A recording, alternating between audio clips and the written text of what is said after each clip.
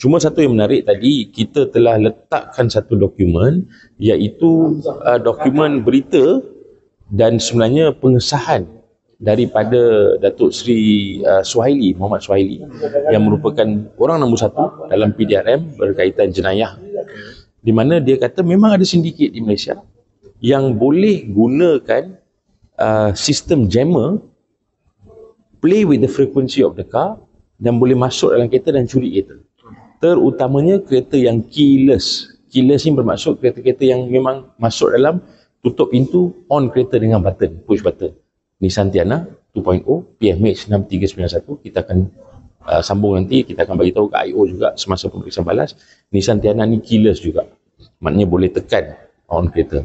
So kalau ada di luar itu sistem yang mungkin RM150, RM200 online kita boleh beli, yang boleh guna untuk jam dan boleh dimasukkan kereta orang lain bukan oleh pemilik, itu pada kita satu keraguan yang besar yang kita akan timbul. Kenapa kita masukkan Keratan Akbar dan juga penulisan terkait dengan keyless car ni? Sebab pertama, Nissan Tiana ni merupakan sebuah kereta yang keyless. Kebanyakan kereta sekarang adalah keyless.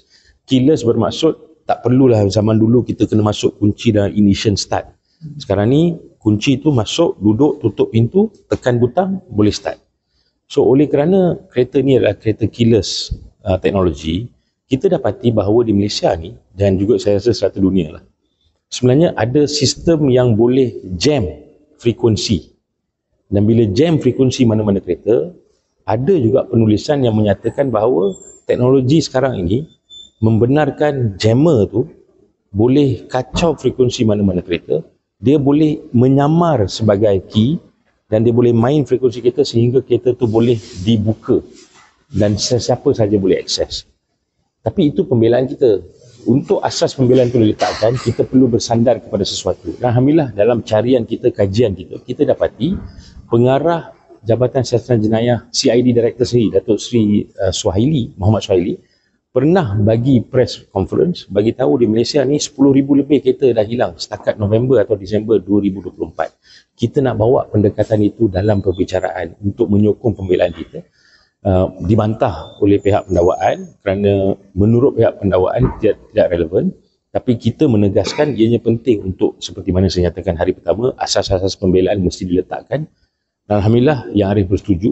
So kita berjaya masukkan sebagai salah satu dokumen yang kita akan rujuk dalam perbicaraan nanti, dan kemungkinan besar kita akan letakkan lagi sekali dokumen yang sama kepada pegawai penyiasat. So kenapa? Sebab isu akses isu paling besar dalam kereta ni. Sampai hari ni hari keempat, pelbagai versi diberikan macam mana kereta tu akhirnya dibuka dan sehingga masuk, jumpa pistol, kemudian digari, dibawa ke IPK, cek kat sana, jumpa pula dalam.